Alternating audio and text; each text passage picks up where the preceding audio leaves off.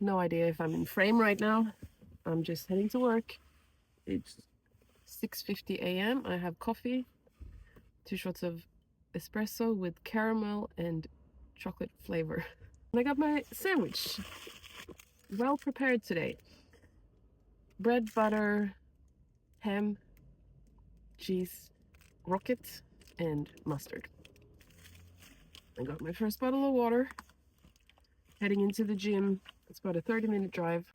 I have worked with my PT clients in the gym. I have an hour of content creation with my colleague. And then I have my own training session. So I'll take you along when I train and then back home again. I think it's a pretty early start. I should be home around, early finish. I should be home around 4, something like that.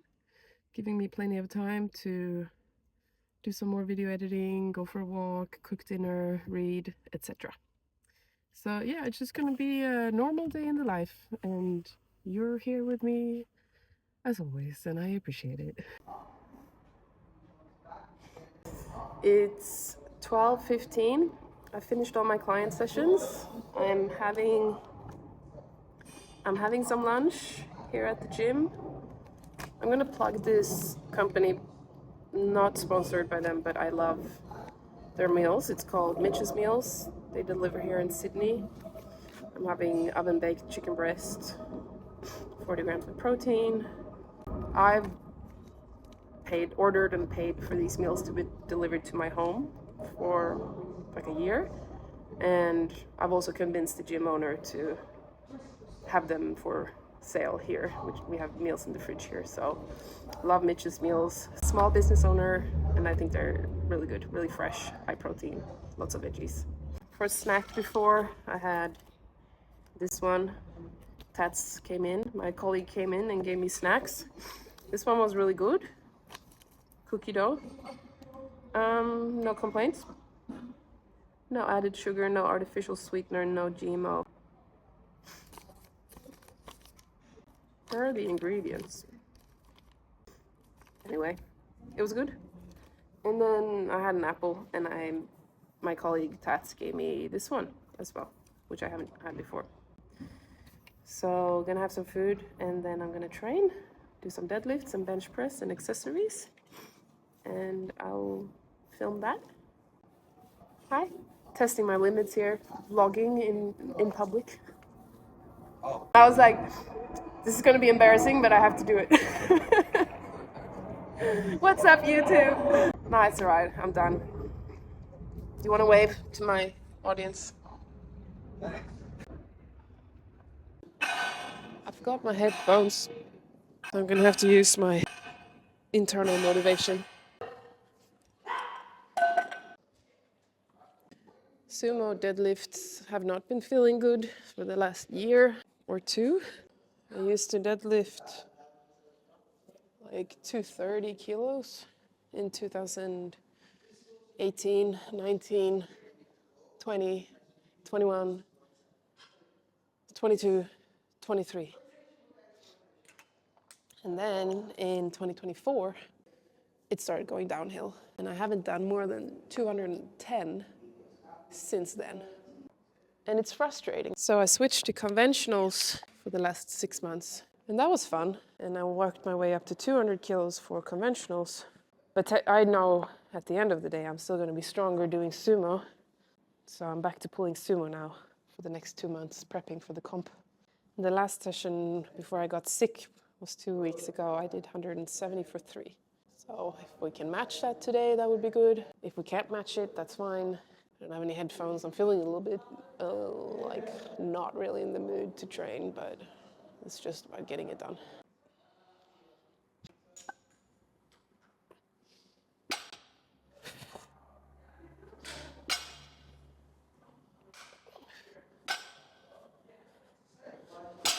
So far, so good. Warm-up weights, I start with 70, then I go up to 120, which is probably too big of a jump, but who cares?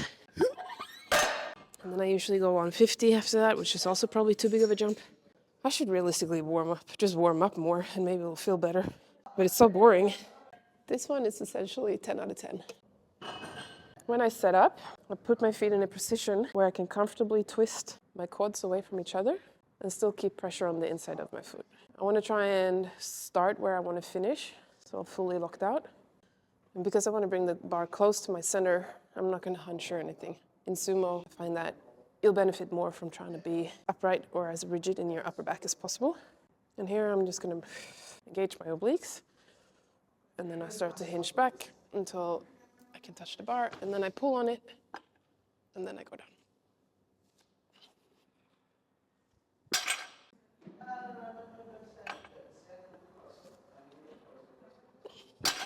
And now that I've done some warm-up sets, it's time to do a form check. So I will review the video based on how things look early on in the session. If I start, even with the warm-up sets, out of position, I'm just going to continue lifting that way until I get to my top set, and it's going to feel shit. So if there's any adjustments that needs to be made, now is the time to make them. In the last year, because I've been struggling with getting a little bit consistent with training after some, time off, years of burnout, etc. Like just finding the flow and passion and rhythm and everything again. Me and my coach decided that 3 days per week is the best frequency for me. And while I do see the benefits of this, it's working really well. I'm hitting all my sessions and I'm enjoying them, having energy, and I also have energy to run twice a week. I am noticing that some lifts, for example, sumo, have been suffering a little bit. I genuinely think that deadlifting twice per week, whether it's sumo and conventional or sumo twice, just deadlifting twice a week and benching 4 times is the best frequency for me to make good progress. But I'm prioritizing consistency over progress at the moment, because you don't make progress anyway if you're not consistent. It's a moot point. Is that the right way to use moot point? Up on 150 kilos now, so I'm going to start putting on my equipment, my deadlift shoes from Tier, and my trusted belt from SBD.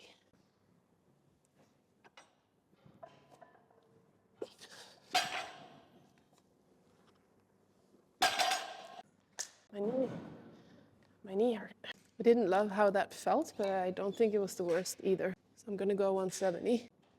I don't think we talk enough about being really committed and dedicated to a sport. You're willing to spend all your free time training for it, recovering for it, only to get to a point in life where you don't have access to that emotional energy anymore. And you start to feel like, I don't want this to take up my entire life, but I still want to make the same progress, or at least a decent amount of progress, and then trying to figure out that change in programming, change in recovery nutrition, and just all the things you have to figure out when you can't put in the same amount of effort, when you still want to move forward and get stronger and better. I think, for example, if I had adhered to my nutrition and sleep and all those recovery factors the same way that I'm doing right now as a 36-year-old versus when I was 26 and getting into powerlifting,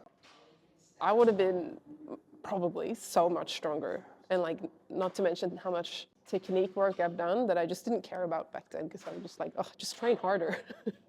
But now I'm like, I can't just train harder because I will die. So I have to actually optimize my technique, optimize my program, optimize my recovery days. Optimize is such a bro word, but at least consider it, have a more well thought out plan. But at the same time, I'm 36 and I'm probably the fittest I've been in terms of cardio. And I'm probably the happiest I've been, mental well-being. And I'm not the strongest I've been, but I am hitting PBs. I'm still hitting PBs. So I guess I am the strongest I've ever been. Not right now, not this week, not this month. Ask me again in 2 months. The PMS bloat when you're a belt hole. One belt hole down or up, whichever way. Okay, let's do this.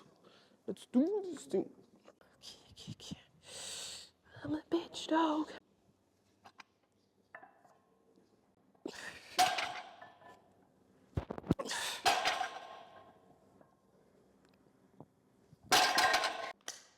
Not bad. It feels like I'm just crampy, tired, A little bit sick still. Stiff. Hurts my hands. What? Calling me a bitch? I'm just venting. Let me vent. You love your cameos. My friend in Sweden actually commented on the bench video. She's like, I saw you did 100. But then you were a little bitch. Like your friend said. I was like, yeah. I speak truth. That's what I speak. You need to work your hamstring. I say what all the people think. Based on how things are feeling right now, I'm gonna come last at the comp. And these are the feelings that come up during comp rep every single time. So it's important not to catastrophize.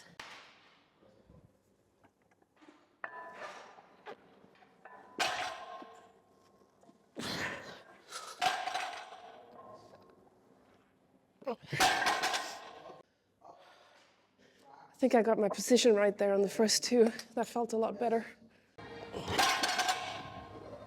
That's good. Nailed it. It's the upper back. It's always the upper back when I bring it in.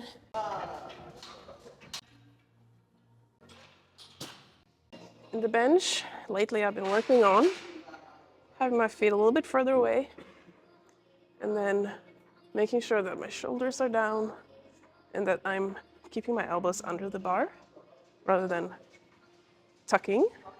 I'm trying to use my lower traps instead of my lats here. Push my neck into the bench, push through my feet. That feels good. See what my program says. It says bench press, 3 sets of 3. Love that. Okay, 3 sets of 3.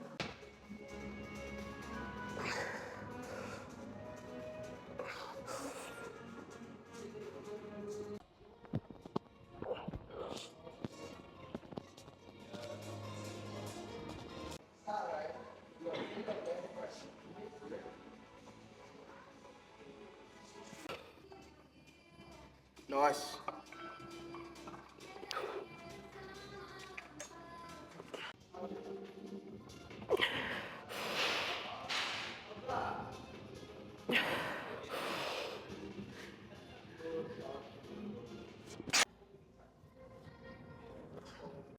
I'm gonna go for a walk between my sets. It's just nice to get steps in.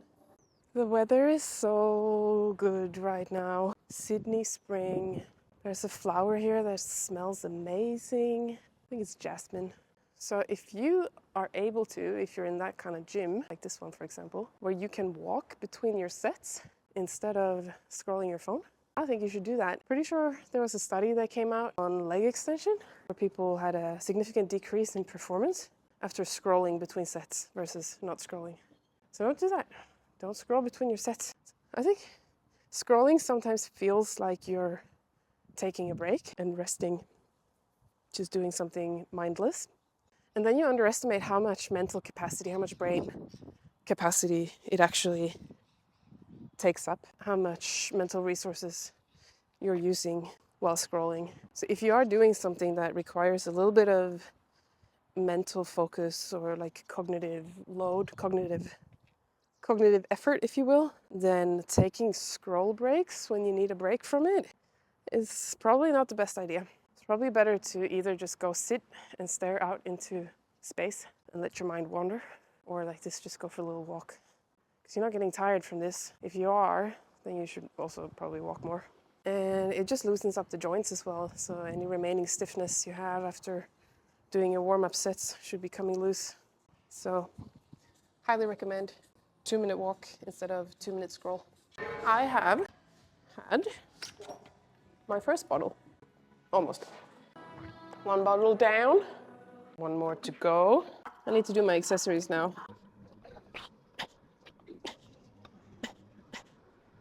The last exercise of the day is pendulum squat.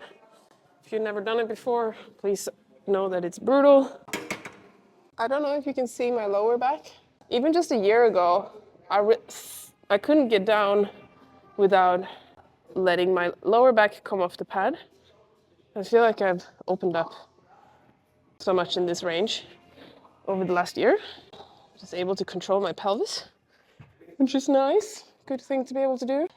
I'm tired. I'm just gonna lean back against this pad and close my eyes, fall asleep, and let my legs do the work. I think I can do 2 plates. That was heavy. Good God. Oh, fuck. Put too much weight on. And my knee hurts a bit, actually. Took a plate off because that was too heavy. My knee is a little bit irritated from running. It happens. I'm gonna do 2 more sets of this. Nothing that you have to watch, it's just the same. I hope you enjoyed the training session, following along. I got 2 more sets of pendulum squats, then I'm heading home for some relaxation time, a little bit of editing. Maybe I can get this vlog out tonight if I'm diligent with my time. Gonna do my reading, walk the dog, have dinner, and fall asleep. Consider subscribing and liking, because it helps me a lot to grow this channel. Feel free to comment down below anything you want to see more of from my day-to-day life, or training sessions, or coaching, or technique, or nutrition. And I will see you in the next one.